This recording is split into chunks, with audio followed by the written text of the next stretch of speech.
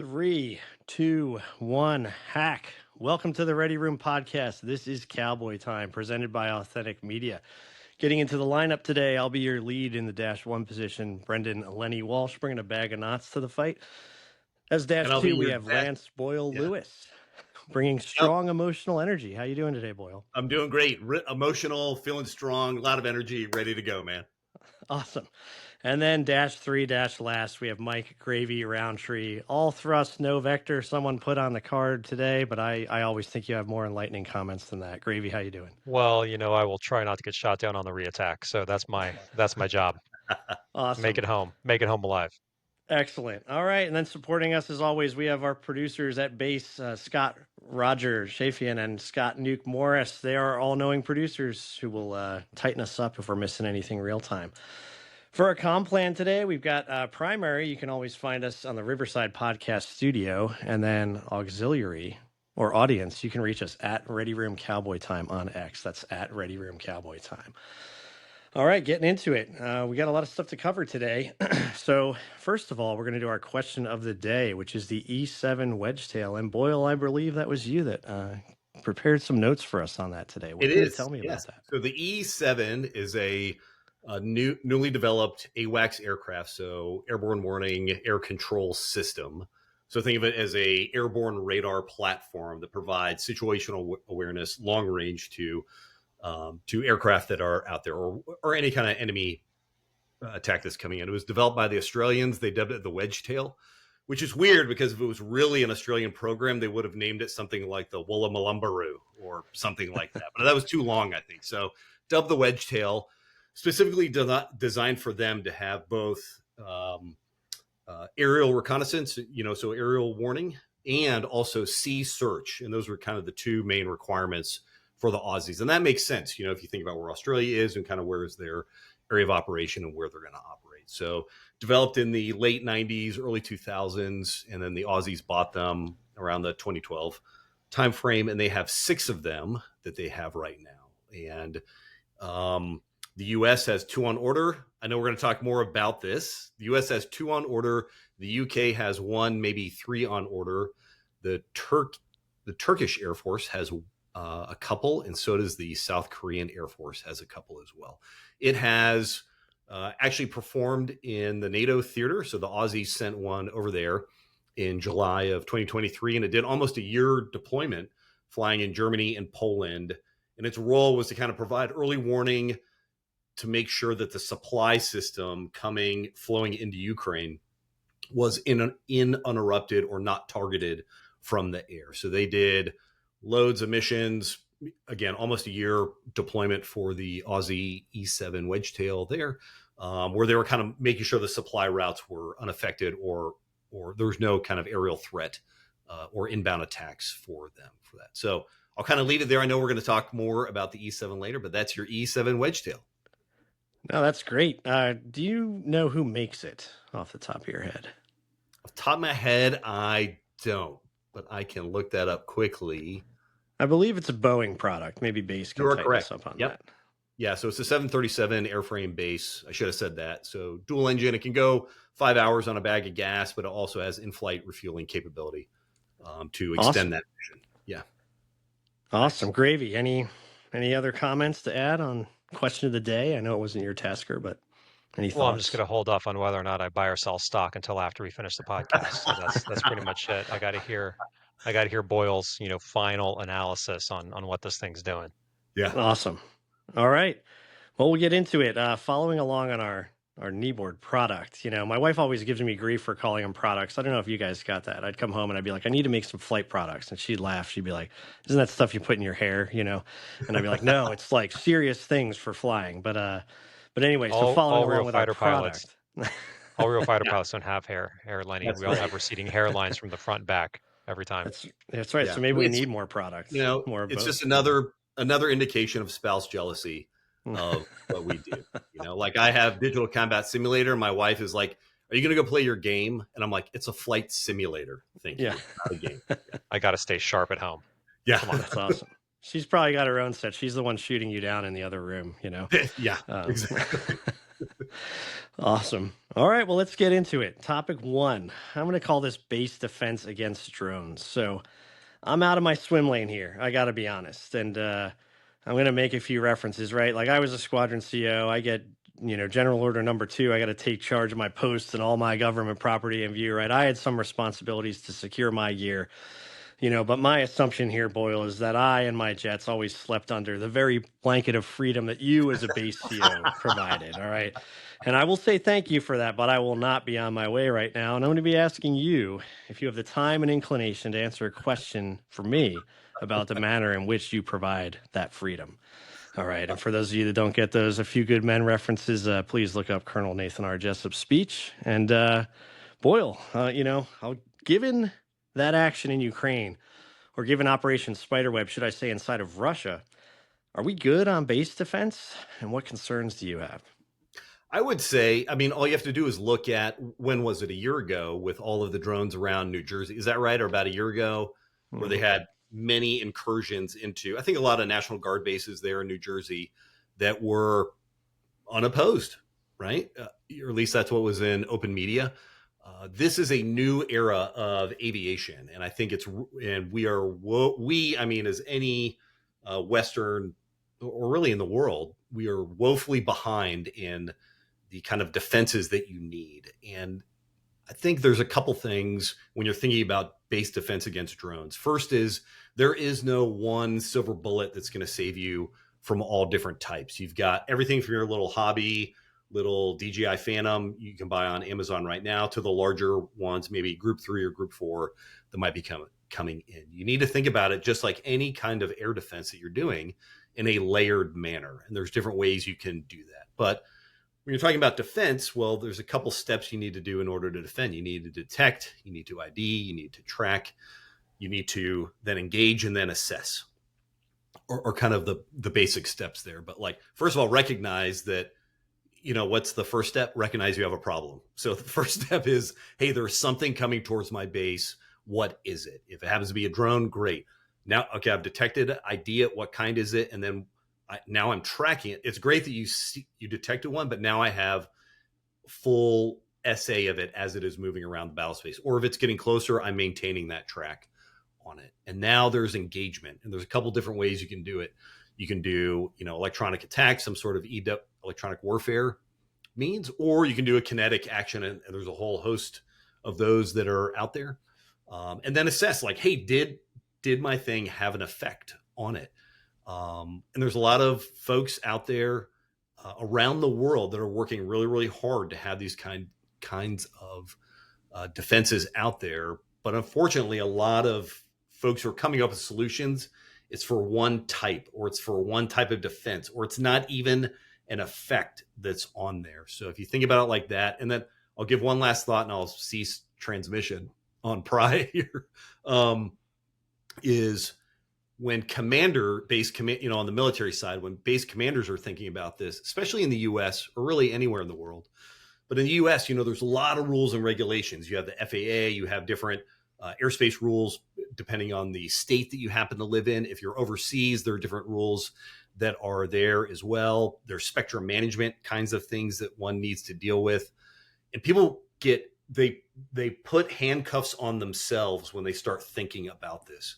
And I think if commanders thought more about it, like, oh, I am defending a military asset, instead of, oh, there's all these rules, what they need to do is just lay down their defense first, and then go against the policy for it. Vice feeling hamstrung and self-handcuffing with the policy and the rules and regulations that are out there. And again, personal opinion, but I see a lot of folks doing that, and unfortunately restricting their thinking when they think about drone defense with all the tools that are available out there, because they immediately go to policy. No, I think it should be flipped. They should be thinking about, how do I defend this base? How do I defend these assets?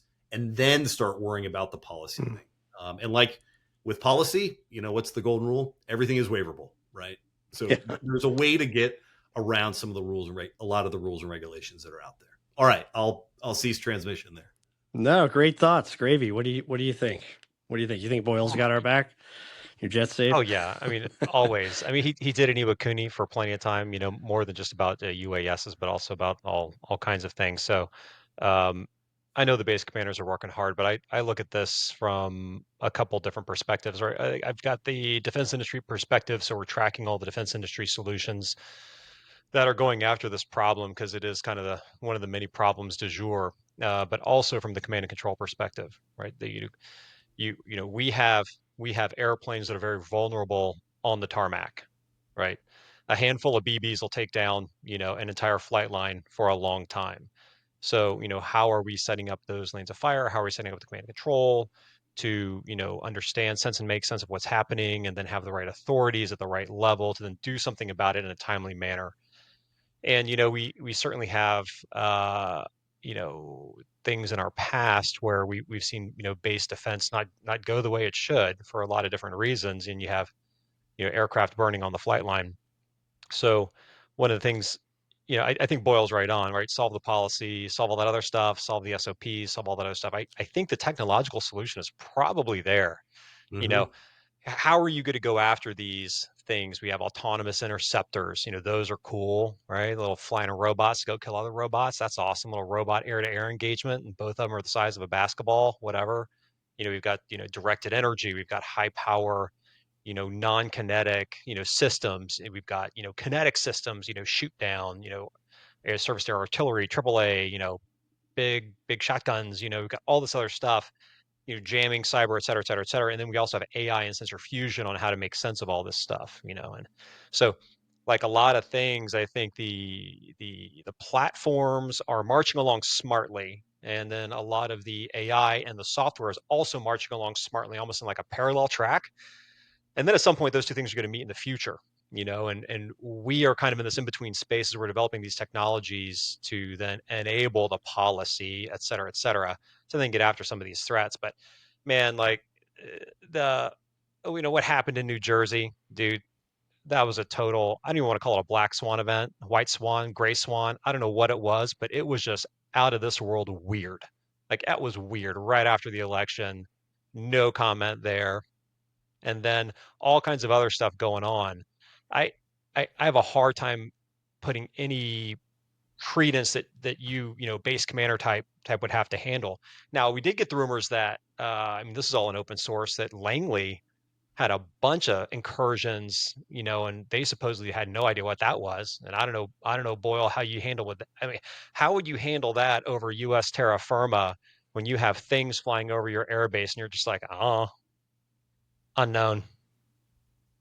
Like, Yeah, I think that gets down to the detect NID to be able to do that. And I think you're spot on, Gravy, that the technology has come along far enough now. When I took command of Iwakuni back in 2019, we were fielded the very first counter UAS system that the Marine Corps ever had. We were the kind of groundbreaking for that. And it doesn't matter what the system was, but it was, it was kind of version 1.0. And it was a wow. 1.0 version and could not do a lot of the things that many of the systems today can do very, very easily. And so it's that detect. So clearly they detected it, but it's the identification piece now. And if you can't ID it, then, as a commander, you have to go, geez, do we really? And then do you even have anything that can affect it at all? Have you been fielded those kinds of things? And have you been exercising, as you said, Gravy, the command and control for that? There's so many layers. There's the policy piece, there's the command and control piece, there is the reps and sets. Who does this? It's the full .mil PF of this kinds of things, and each service assigns these tasks differently. I can certainly, in my former life as an active duty Marine at the time, I thought LAD ought to own some of this because it says low altitude air defense in their name, and drones are low and we are defending from the air. So I don't know. I'm a simple guy. Like I thought Seems that would logical. make sense. And Seems it seems logical. So logical to probably me. the last ones you want to call. I don't know. Yeah, that's right. There were a lot of hashtag sad faces about that when I Yeah. made that recommendation, and a lot of disagreement anyway, not to back on that, but each service is wrestling with like, oh my gosh, this is a whole new skill set. It requires training. It requires reps and sets. There's a technical aspect to it as well because it's got to happen fast, right? Who does this now? Which MOS does this across the Army, the Air Force, the Navy, the Marine Corps, Coast Guard bases? And everybody's different on who's responsible for these kinds of things. Well, wasn't it? I don't. Gosh, I cannot remember what was the great meme I saw of the last aircraft carrier, and it was an 18-wheeler, driving down the road, just like the Ukrainian strike in Russia, like this, like, add this to the great aircraft carrier debate that the United States Navy's in. It's like, guess what? Your carriers are terrible because I've got this 18-wheeler that can do Oh just as yeah, much damage. yeah, dude, You that's know, awesome. No, I didn't see but that. think about that from a U.S. perspective and how we would counter that. I mean, from what I can see from the acquisition side and the government side is all these parallel tracks of things that are marching along trying to get to the same end state. And at some point, we're just gonna have to cut across all those things and stitch them all together. And I see it happening. All the right people are trying to do all the right things, but man, it is slow. I know it's fast for government speed, but it is slow in my mind. And we got to move a heck of a lot faster if we want to, protect our bases, protect our assets, because like the best way to defeat an F-35 is to shoot it on the ground. Like I said, handful of BBs in the Yeah, intake, that sucker's down. And we really we got to get them airborne. We got to get them into the fight, et cetera, et cetera. So, yeah, man, that's a wicked had problem to solve. So we need to do something faster, and we need to spend more money on it. Probably reprioritize money. That's what you're telling me. That's going to Well, really yeah. lead into So our ready second room. topic, but I don't want to Well, stifle any discussion, any save rounds on. We need to do better on topic one. well, Ready Room LLC, Lenny, and let's start solving these problems, and then charging an arm and a leg for it. How about that? I love it. I love it. All Yeah, right. let's do Well, it. Boyle, you can well, be our advisor. that's right. perfect. Yep. Awesome. Well, you guys teed up topic two for me. Reprioritization of money, trying to do things faster. So, latest round of budgeting chops the E7 wedge tail, our question of the day, and F-35 buys, apparently, right? So, on July 7th, the Air and Space Forces Association posted a letter from about 20 retired Air Force generals that were disagreeing with this. They criticized the gap fill plan that proposes using the Navy's E2s until space based systems mature for airborne early warning. Further, they cautioned against falling short of the desired number of fighter aircraft in their fleet. Who's right here, the Pentagon or the retired GOs? Gravy, I'll start with you. Man, option C, neither. Man, That's right. how, how about that? I should have probably taken a mulligan before fielding a question like Yeah. that, dude. Are you Like, kidding me? I'm having a I heart am, attack. I gotta tap I am, out. I am way too easy to fire. Dude, that's unbelievable. Uh, I don't I don't know, quite frankly. What I'm learning, in my new job, this is stuff I never did in the fleet. I had no clue that this was going on. Got a new level of respect for all the guys, doing this stuff, the man train and equip piece. But as I'm learning that, and I'm seeing just how incredibly difficult it is in our current system, to move fast, but at the same time, make sure that the taxpayers' dollars are being spent in a good faith, efficient, legal, ethical, moral manner. There's just a lot of competing things that happen. It's really hard, and that I don't like. That's not an excuse for anybody. I had no idea when I was an F-35 guy, just standing, on the ready room chair, screaming at the ceiling on how messed up everything was in acquisition, and it was, how just how incredibly difficult it is. There's just so many competing pressures and priorities and equities and et cetera, et cetera. So I don't quite know what the right answer is, because I really don't know the capability advancement that you get with the E7. Um, new stuff I would assume is good, I guess. But at the same time, I'm not read into, how much better that thing performs in the air, what it does, just exactly how much life is left with the AWACS. I'm, not quite sure. And then also, Lenny, I mean, man, pitch this back to you, right? You in our new methods of employment with new sensors that all the aircraft are carrying, fifth and eventually sixth gen aircraft are carrying. what is the right capability to complement that versus what the 4th gen needed, with the AWACS, right? So that's another whole, discussion that's probably going on behind closed doors, that we probably can't have here. But these are new concepts of employment that, maybe that isn't the right answer. And I can't answer that question. I'm not informed, right? I'm, just doing a free podcast here, on a Tuesday night. Like that's what I'm doing. So. It's Wednesday. I know it's been Is it Wednesday? a rough week Dude, for you that's why I already. don't make decisions. This is why I don't make That's right. decisions. We're not paying Gravy enough to pay attention to the Yeah, day of the week. that's right. Don't ask me my That's kid's right. birthdays either. I will mess that up. Yeah. Well, you have Well, 17 children, Gravy. So. Yeah, well, the date was on the card, the numbers, but not the actual name of the day. So we'll look to work that in for Yeah. next time. Remember Marine, small words. That's right. That's right. I have so many thoughts on this. I want to give Boyle a chance, and then I'll jump in because I have Tell a us lot of how we're all thoughts on wrong.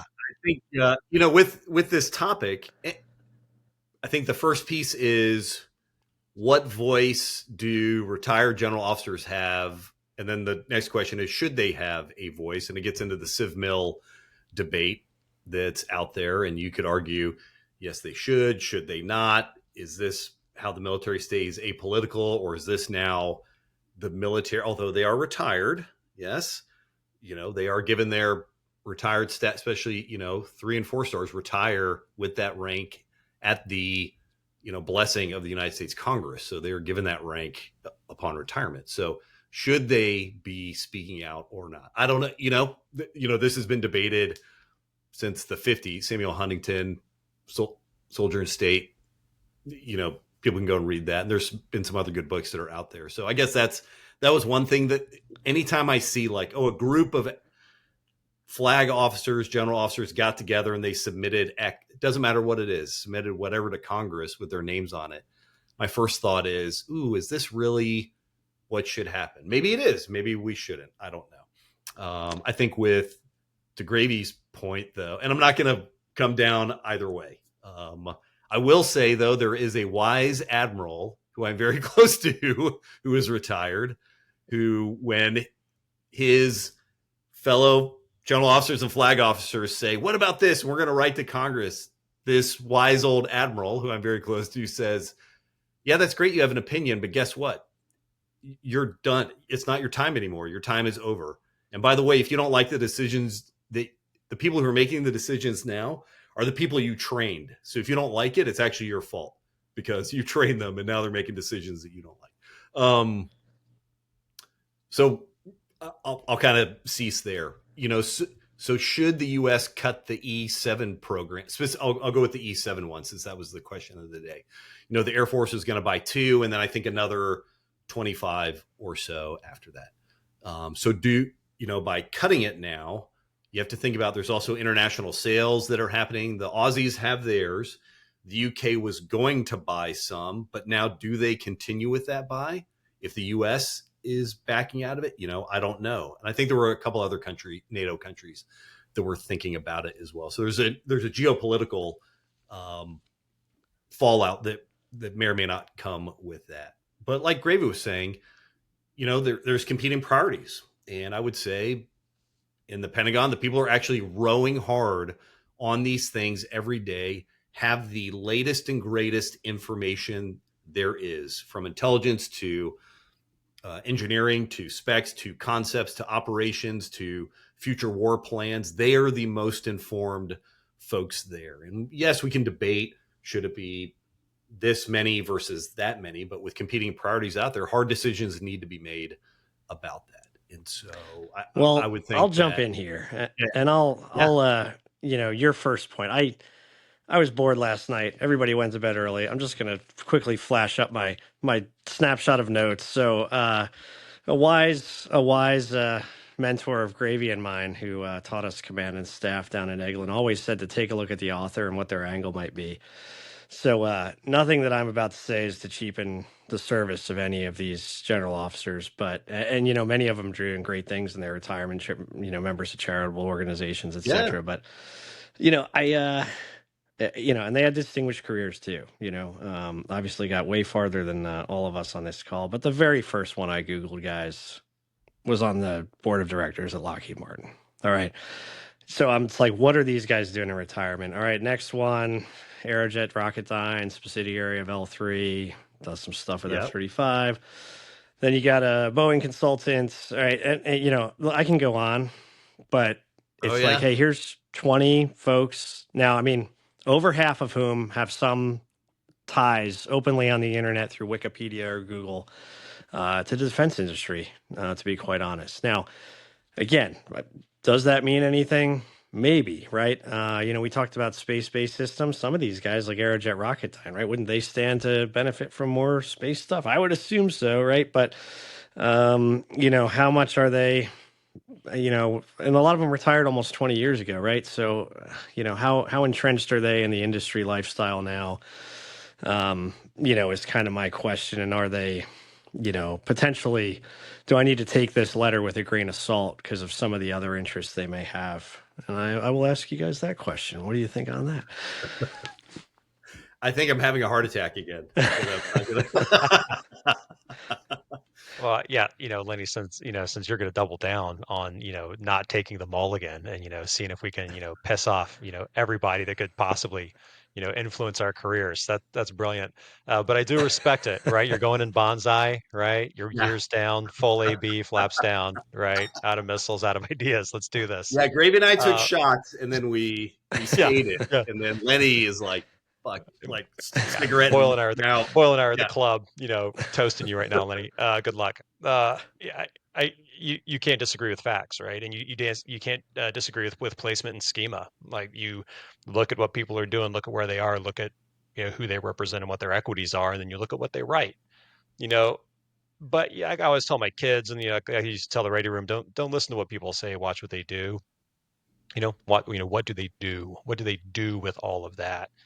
And if they're going to, advocate and get in the press and write and do all those other things for things that are inherently in benefit of somebody whose board they work on, okay, like, we can take that for what it is. And I think that's prima facie, right? Like, that's pretty simple to analyze.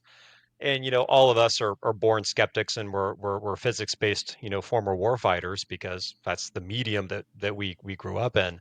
So you just kind of have to take that for what it is. Now, how much does it sway other people? How much does it sway the vote? How much does it sway, what the spend is, et cetera, et cetera? My view on that is it's all relationships. Like, it is almost all relationships. Yeah, who do they know? Who are they talking to? And that's why they're hired. I mean, that's why Lenny, you're not on the board of Lockheed Martin. That's why I'm not on the board of Boeing, because who do we know? Us, right? What are we doing on a Wednesday? Apparently, it's a Wednesday night, right? What are what are we doing? So I kind of get where it is, but my real question, and I'm going to pitch this to Boyle, is the most senior of us, former senior of us, is, oh my are gosh. they are they vet bros, or are they veterati? That's what I want to know. Like, when you're a retired general officer, do you get the veterati status, or are you just a vet bro? That's what I want to know. Yeah, I think for general officers and flag officers, what they have, especially early on, when they first retire, and I don't know, I'm not a retired general officer or flag officer, so I don't know, but my experience was, and you guys saw this too in your careers, if somebody first gets out, especially if they're wearing 3 or 4 stars, they've got, quick access back into organizations. They've got a Rolodex that's pretty thick, and that's why companies hire them. And they're very smart, and they're really dedicated, and they care about the defense of the nation, on the plus side. But Gravy, I agree with you and Lenny. You always look at, why are these people putting pen to paper? What's their axe to grind? Nobody writes an article just for fun. They're always trying to prove a point. And why are they trying to prove this particular point? Yeah, and it's you always got to look at the byline in the article, right? You always got to look at the byline, penned by so and so, and then you got to look one paragraph lower, currently a dot dot dot, and that Yep. pretty much gives you all the answer you need. In every single article, you got to do that now in the defense world. And then, for those of us, that used to be in, the big BD world, for business development, I would always look at those and be like, oh man, I wish I had that guy as a consultant. Like, dang, like why couldn't I afford that in my budget? And Well, that's the thing, right? Because Boyle was saying, like, oh, like a lot of people say they don't have a voice anymore. And Gravy, I think you're implying that they do, right? If a business has them as a consultant, who are their friends or mentors who are in leadership positions, right? What's the lobby effort for some of these businesses? Does that letter carry some weight to the, congressional or Senate representatives from their districts, that the businesses they represent? I would think they still do have a voice, maybe, and it's more on the lobbying side, or again, their mentors who are now in these leadership positions, certainly look up to them, and they could have influence that way too, right? so that you mentioned lobbyists, and this was something I learned and I gained a lot of perspective on in my last job. You think that lobbyists are just a bunch of dirt bags, they're shills, they're getting paid money, they're slimy, yada, yada, yada. But at the same time, they're also the vector of our system for redress of grievance inside of the defense industry to Congress, to the DoD.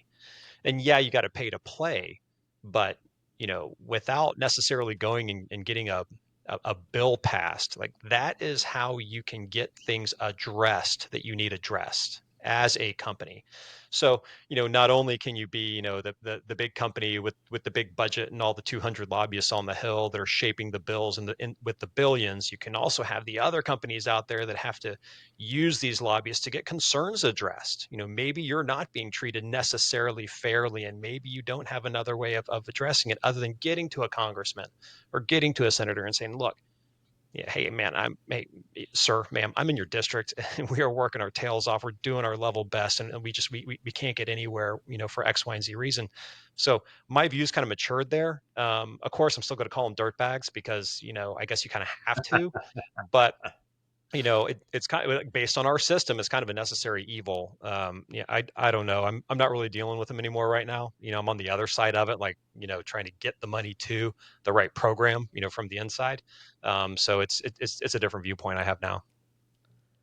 Well, yeah, I think, I think whoever said neither is probably right. I would agree that the truth probably lies somewhere in the middle, right? And is there, another COA of extending, right? Because we talked about modernizing, and I think that there's a recognition that we might need to do that. Um, and so, yes, maybe they want to accelerate space-based things for whatever reasons, right? And do you have to divert money away from something else because there's only so much money? Uh, and like I said, I have so many thoughts on this topic because there's so many parallels. We could take this back to F-35, right? Marine Corps went all in on a new system, right? We had talked about potentially buying some Super Hornets as a stopgap until the program had matured a little bit more.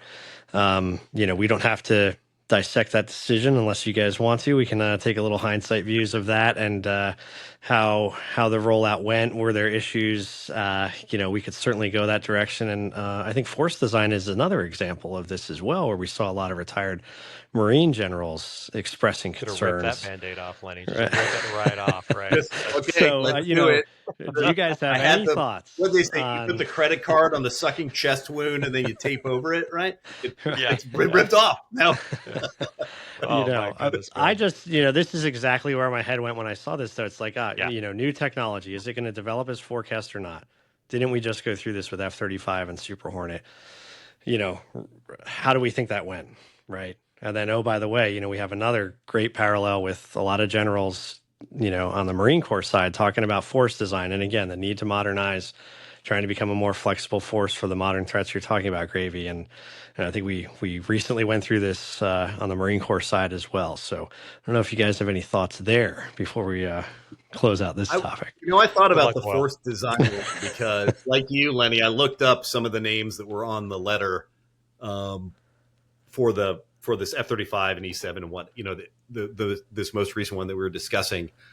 One thing that was different about force design, it wasn't any particular program or thing. And yes, a lot of those retired general officers are working for different defense companies, but it wasn't like a particular program or product that they were supporting or advocating for. It was a whole of service change. So I think that was a little different. It still brings up, I think, the civ mil, kind of the higher level civ mil discussion. Should there be a voice for retired generals and general officers and flag officers to be able to do that. Should it even carry weight? Yes, there's a lot of experience there. There's things like that, but in the military that strives incredibly hard to be as apolitical and not become a political pawn as much as possible. Does that hurt or help that aspect? For civ mil relations. And that's a very healthy debate that's ongoing. With force design, some of that, it's a perfect case study in how not, if you're going to change an organization and move it in a different direction, there's great business. We could go to Harvard Business School, and there's a lot of great case studies on how to do it well. The Marine Corps did not do it well. You've got to get buy-in, and yes, graybeards are, retired general officers are folks you need to get buy-in from. It's still, if the Marine Corps believes that, that's part of what they need to do. We could, like you said, Ling, we could dissect it even internally. Was it the best buy-in rollout kind of thing and buy-in? We could I would say no. There were, looking back, there were much better ways that the Marine Corps could have gone about doing it. The nice thing about the Marine Corps, though, is it's a small organization, and the culture is when the commandant says something, no matter what you think, depending on what it is, right? But hey, man, you salute and you go and you start executing the best of your ability. I'll give one final round when F-35s were first being introduced, and at the time was like, oh, we're going to buy all Bs. It's going to be all Bravo variant. And then there was an article published back in 2009. And I remember this because I was at Naval War College graduating. The commandant came and spoke to all the Marines. And somebody said, sir, I saw this article about we might do Cs. What do you think? And he's like, dude, I'm a grunt. It was General Conway. He's like, I'm a grunt. What the hell do I know about aviation? He's like, the aviators will figure that out. He's like, but here's the deal, man. We got smart people who are working on this all the time. And the decisions are going to change. Don't get wedded to numbers. What our force ratio, what the force makeup is going to be will change. But, sleep easy that there are really smart people working really hard on this. Hard decisions will need to be made, and we'll make those hard decisions. But things will change. Don't get wedded to the first kind of thing that comes out. All right, so here's my big idea. I've got a big idea. So we lobby for new legislation. Here's the deal. Okay, your rank is directly inverse to the size of company you can join the board of when you retire. Ooh. Okay, so the higher you are, the smaller the company you have to join. That way, us little, Lieutenant Colonel 05, 06 retirees, maybe we can make the real bucks and go work on some of these other boards. Work for like 3 days a year and get some real cash. Yeah, I think the three of us should pen a letter to Congress advocating for this. Yeah. I think that's directly inverse. As long as it's retroactive to my retirement date, I could support that. I feel like I missed all the bonuses and everything else, so maybe we could at least get this one in for me. You and I were the two idiots that were there because we wanted to be, right? You were getting paid for it, right? Oh, that was our problem. Right? That's why we're here talking about it, right? We're trying to have engaging conversations in the ready room to solve all these problems, right? So, and we're still not getting paid. It's perfect. Yeah.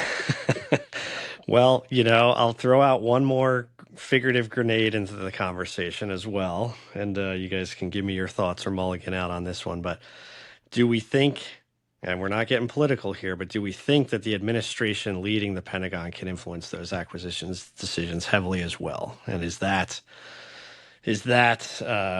something that we have to consider? Yes, we have all these smart people working on these things, but at the end of the day, sometimes are the decisions potentially motivated by other factors? I would say I think a great apolitical answer is yes. Any leadership, doesn't matter the administration, can make those changes. And I would just point to when Secretary Gates was SecDef, and he wanted basically MRAP, what became the MRAP. And there was a lot of pushback inside the building. There's pushback outside the building, a lot of emotion and differences of opinions. Things had to get canceled in order to fund that. But he saw like, nope, we need to drive that through and, put the energy, the right people behind it. So if there is a particular aspect of defense or acquisitions that Pentagon leadership really wants to change, they can do it, and I would just use that as an example. Yeah, and they should, right? Commander in Chief, his administration, he was voted in, whoever it is, they should have an outsized, if not, you know, other than what's directly, apportioned by Congress, they should have the ability to spend the money they see fit to employ the force the way they should be employed as commander in chief.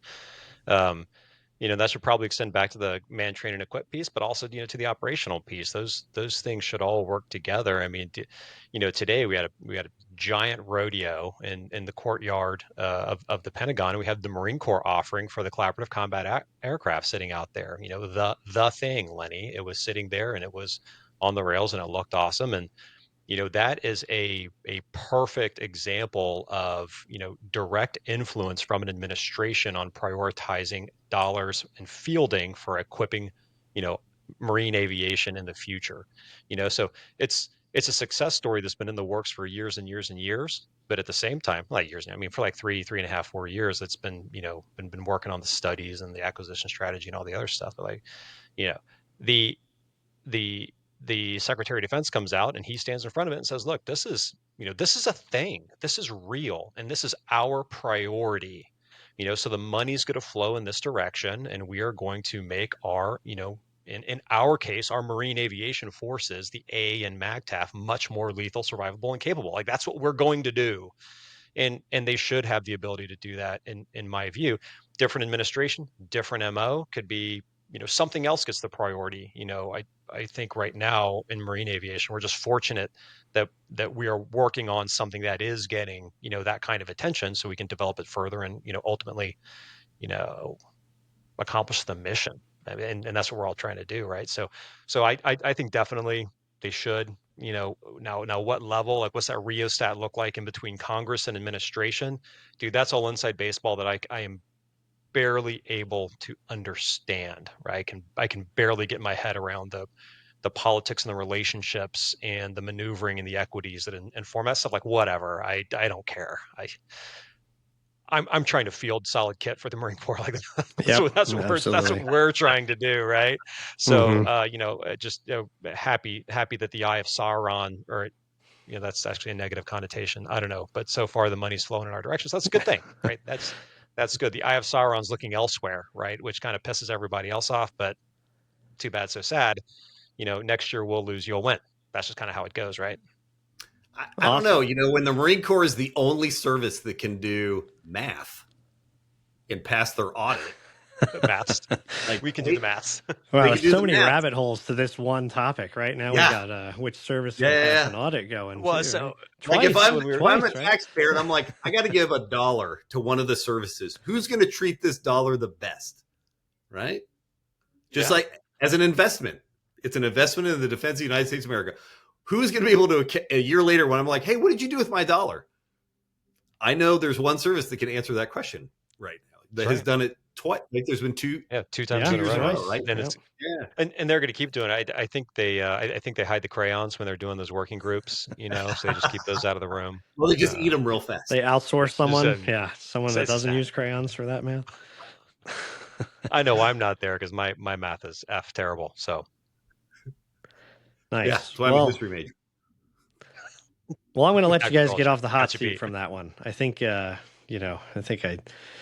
talking about sucking chest wounds and stuff at the start of some of these questions, but so we can move on to topic 3. It's not a pleasant topic, but I know we all have backgrounds in at least aviation safety on the military side, right? So Air India 171, CNN related a preliminary report by India's Aircraft Accident Investigation Bureau that revealed the fuel supply to both engines was cut off in crucial minutes as the aircraft was ascending. And I'll quote here, on Boeing 787 Dreamliners, the fuel switches are between the two pilot seats, immediately behind the plane's throttle levers. They are protected on the sides by a metal bar. Continuing with the quote here, the switches require an operator to physically lift the switch handle up and over a detent, a catch, as they are deliberately designed so they can't be knocked accidentally. So, So, certainly that opens up a lot of questions. The investigation is ongoing, right? As we all know, these things take time. It's a process. It's in many ways a sacred process as these things go through. Human factors will certainly be looked at as they come through. We've heard in the news recently folks talking about potential suicide by a pilot, which is certainly disturbing. But the other side of this, another quote here, is that one possibility the report raises relates to an information bulletin issued by the U.S. Federal Aviation Administration in 2018 about the potential disengagement of the fuel control switch locking feature. So it says that this was not considered an unsafe condition. Air India did not carry out those inspections when that bulletin came out. So I'll leave the quotes out there, kind of put a lot on the table for you guys. And as I said, I'm sure more stuff is going to come out and come to light. But, Gravy, I'll start with you here. I think to our squadron days, something comes out, right? There is this potential issue with the jet. We've all seen them. You have a certain amount of time to maybe comply with an inspection or to put in some of the controls that this guidance gives. I would think in the military, we always had more of a sense of urgency to accomplish a mission or to train or to deploy than a lot of these, civilian airlines have. But let's say that inspection drops, you're busy, there's timelines to comply. How do you control it? How do you mitigate it? And do you have any thoughts on these reports this week? Well, from the first of all, we have two very different mindsets here, right? You have a multi-crewed aircraft, run by a civilian organization in another country, that has to have levels of compliance that are not similar to ours. And maybe they're similar in intent, but probably not in structure and in urgency versus, NAVAIR directions on a time compliance technical directive or some type of safety directive that comes out from the Naval Safety uh, uh, School or whatever it's called. What is it? Naval Safety Center? Yeah, Naval Safety Center. Yeah. So all that comes out, and then you have time, and thou shalt do this, right? It's a should or a shall. You shall do X thing and comply by X date, or you are now in violation, and now you're going to get some level of ramification. At the skipper level, if it's a problem across the entire squadron, you're probably looking at some type of severe action as a CO, and if it's egregious enough, you're getting fired, or you're at the very least getting smacked, in public. So different mindset, but that's just the maintenance side of the house. But we also have to deal with something that we, at least I'm not familiar with, and that's flying a multi-crew airplane. I've flown plenty of side by sides, bug smasher side by side with folks, but we're always two pilots together. But it's always like a single piloted, task load. So, what are our two major rules we learn early? And that's, no fast hands in the cockpit. And then if you put a switch and you don't like what happens, you just put it back in the other position. Right now, in this case, it happened a little bit too fast, but we had those exact same switch actuators in the F-35 and the F-5 and in the AV-8B, the kind where you have to grab the switch, lift it up to get it over the detent before the actual actuation occurs, right? So kind of the command of execution in a digital aircraft, or the analog process begins in an analog aircraft. So we know what those switches are, and they're built that way for a reason, so that when you grab them with your thumb and your finger, you feel them, and right? So you visually verify, you reach down and grab it. Yep, that's the one I got. Double check again. Okay, now I'm going to switch it. Especially something as important as fuel. And in a multi-crewed aircraft, you've got the crew coordination, and what is it, CRM, crew resource management, right? So you have all the concepts to do the challenge and response between the crew, which is very simple. Do you see switch? Yes, I see switch. Go ahead and touch the switch. Yes, I'm touching the switch. Go ahead and actuate the switch. Okay, I'm now actuating the switch. And that's kind of a making a light example of a very simple concept, and that is, we have procedures in place to avoid this exact thing. So can't speculate because I don't have the information, but based on our experience, it's hard for me personally to understand how this is done in error. I have a hard time buying that, but that's just me, right? I'm a skeptical aviator. That's, I kind of have a baseline level of competence I'm going to assume of a airline pilot, So I kind of have a hard time with that one. I don't know. Does that answer your question? I think so. Trying not to Because hedge on it, but I think that these things would come out, right? We'd have to find a way to mitigate, right? Is this a read and initial, right? The greenie board. Do we have to, hey, let's read about this thing. This catch might not be working on this switch. Be very careful, in your actuations near this. Do you mitigate it in some way via training, right? So that's what I'd throw out. I don't know, Boyle, you got any thoughts on that? I would say for the Gravy's spot on with the crew resource management. I flew C-12s for a number of years out of Japan. And although it was 2 pilots, it was as Gravy described, especially when it came to fuel or things that were going to change the configuration of the air. Yeah, generators or anything like that. There was a call and response with those things. I will say, and who knows what caused this. Yeah, for somebody to reach over and just suddenly turn the fuel, secure the fuel, that is. And again, I don't know what the checklist is like in that. I don't know what it's like for Air India. I can only imagine that, they're a professional aviation organization. Checklist, call and response checklists have been around since the Second World War, and they're very, very successful. And that kind of call and response has been adopted by many industries, the medical profession, other kinds of dangerous, high risk kinds of endeavors.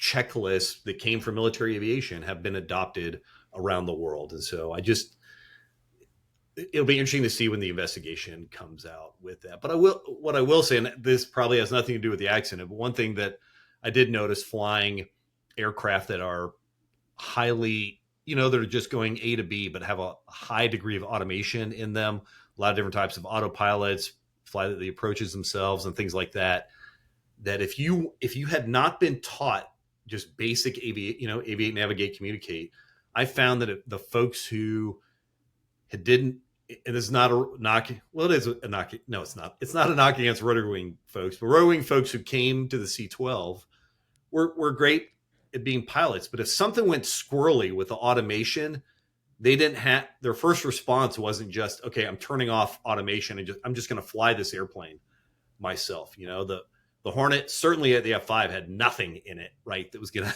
for pilot relief. You're flying that thing the whole time yourself. And so anytime I felt like I got behind an automation in the C-12, and I got it's different than an airliner, but the principles are the same, that if the automation suddenly got weird or there's some do loop, I would just turn it off and be like, I can fly an airplane. Okay, I'm going to start back at 0. I'm flying the airplane. Okay, where are we now? And then start reintroducing automation. I found folks who did not have a depth of experience of fixed wing aviation would get way behind the airplane, and the airplane would start doing dangerous things. It can get really squirrely really, really fast if you don't have a depth of experience. I don't know if that's part of this one or not. I just thought I'd throw that out there for, kind of crude aircraft that have high levels of automation inside them. No, it's very insightful. And I know we're running short on time, so we'll have to see what comes from the investigation, and appreciate your thoughts there. So I'll give you guys some quick hits. I know we try to educate as well. So lots of history events this week for aviation, specifically Marine Corps aviation. July 16th, 1957. Marine Major John Glenn set a transcontinental speed record in the chance fought F8U TAC 1P Crusader. And then obviously he was the first American to orbit the Earth later on. I had the chance to meet him on the Stennis, him and his wife. I wasn't in the official ready room greeting crew. They sent me flying to be out of the ready room. I was too much of a clown as a captain at that time, but I still got to see him in the P-way when I was coming down from my flight deck hop, and he was heading out to get on the COD, the carrier onboard delivery.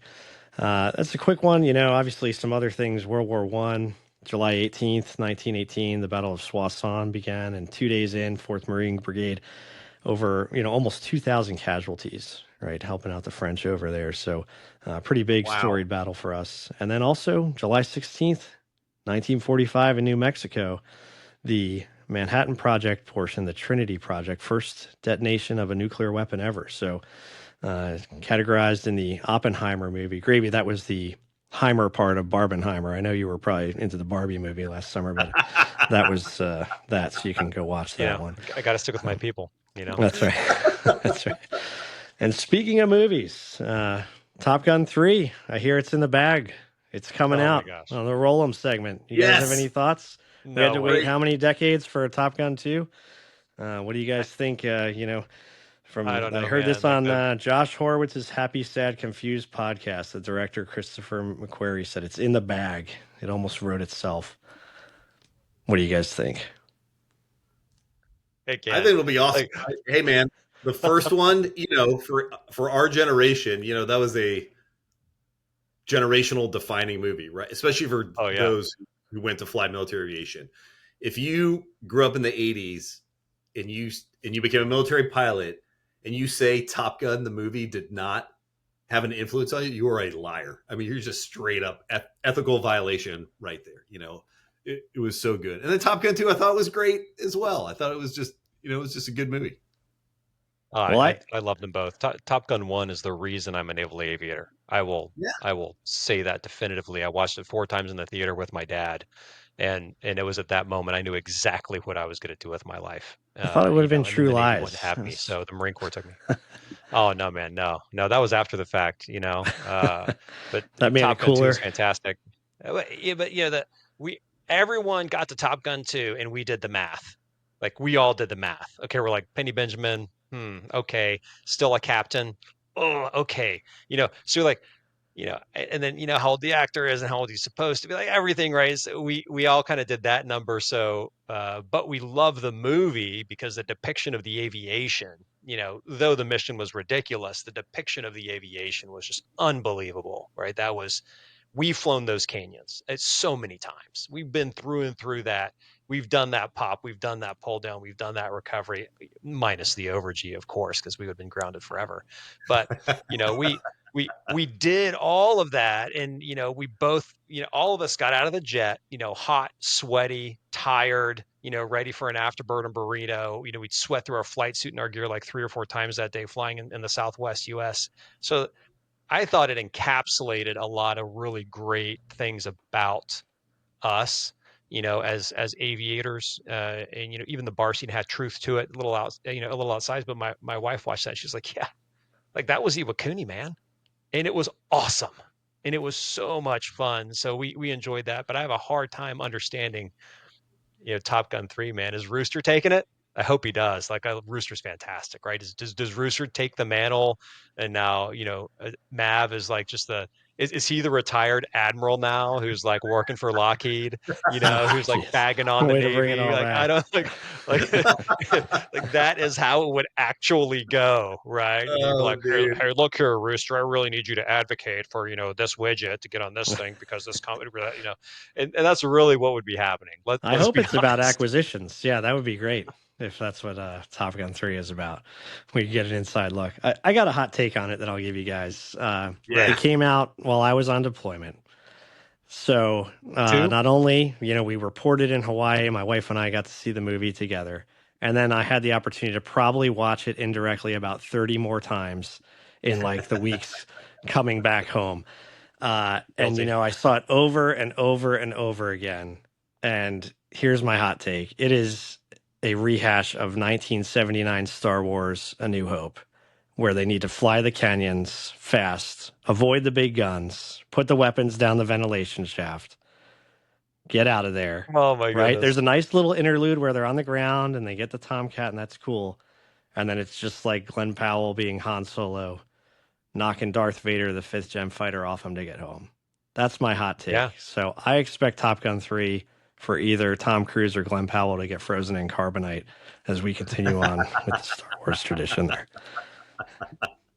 Man, people ask me, they're like, Lance, was Top Gun 2 realistic? And I'm like, man, some of you just got to hit the I believe button. But here's the most unrealistic thing about that movie. If you remember the scene where they're flying along and then they go through a flock of birds and it fogs both motors and they have to shell out. Like, well, that's realistic. Like that can actually, that has happened, and that's a real thing. Here's the unrealistic part about it. Like 2 days later, they were flying again. you know how long a safety investigation takes? Like Oh yeah. 6 months. Like Yeah, we just they'd talked be about on it. the desk riding the pine Yeah. as ODO for like 6 months. Yeah. So that to me was the most unrealistic piece of the entire film. And Well, you know, probably like nobody in the civilian world cared about that, you know. But now you've That's had your right. voice. You were able to tell America what you think.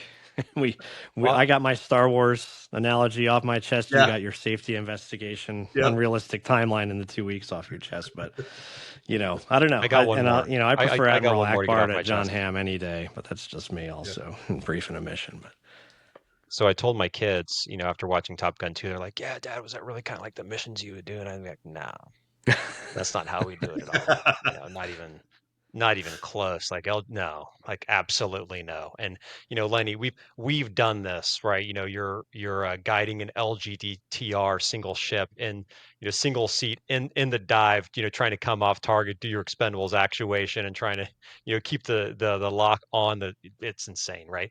So I told them, I'm like, look, you know, in real life, like that bunker or whatever that thing was would just blow up and no one would have any idea how it happened.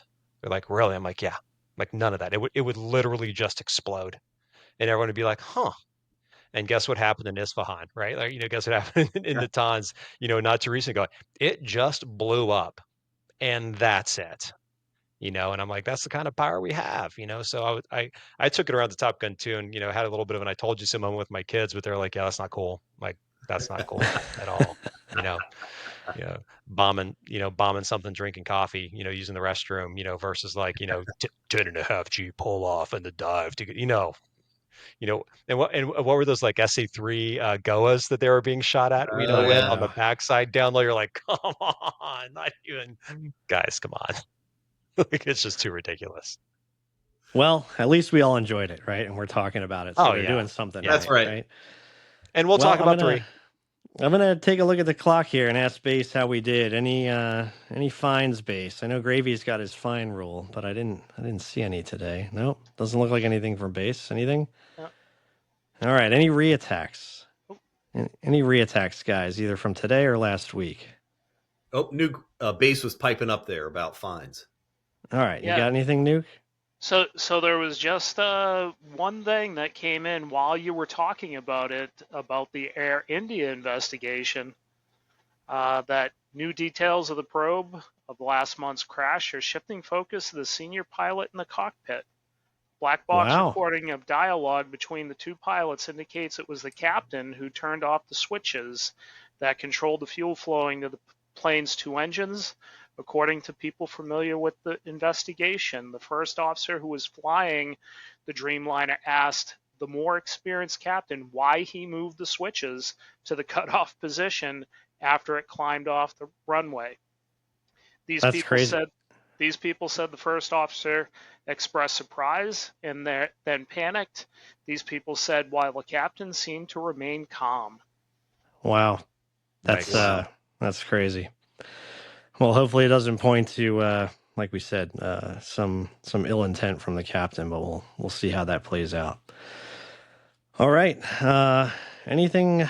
Let's see. So no reattacks. Anything on Sucker Hole? We have anything on social media coming, Gravy, that you wanted to address? Anything on X? No, man, but we are going to get started, you know, with the push. You know, we're going to start, you know, slow and low, and try to get the voice out there. You know, so we'll get some stuff out on X. We got to get Base to chop up some stuff. You know, get some smaller clips, and then we'll try to start pushing those out. We'll get on LinkedIn, and if my wife can teach me how to use Instagram, you know, maybe we'll do that too. But like, I Pluto on Instagram, no clue how to run that one. Just That's hand it to we're one of all your benefiting from that hand right it to one of now. my kids and be like, You are. do this on Instagram. Yeah. Yeah. Awesome. All right. Well, thanks for your time, guys. That's it. I hear the EXO coming down the hall, so let's get back to work, and we'll see you next time. It's time. It's Yeah, time get to to get back work. to work. See ya. See ya.